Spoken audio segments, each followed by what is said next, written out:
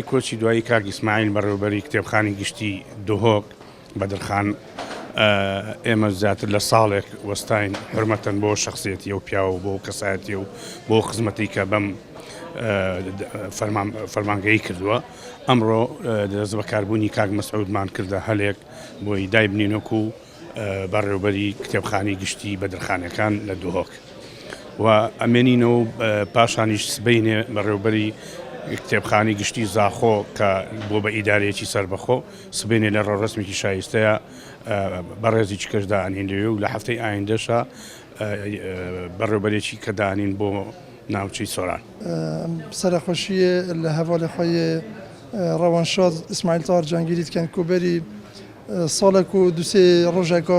ڕۆژێک توەکی ئەڤریوان vê heyvêda ئەمری خودی کردبوو مخابن ku êkê wekî wî şinafmebar kirî pê gencatiya xwe ve û renge heger ew sax ba min cihê wî wernegirtiba bes qeder ya wesaya mecbûrîn evrûke me dilgiranî ve me cihê wî wergirt û anehiya Xwedê dil dî fêş û pêşîn ew ku ew hevalê wekî wî li ser çû.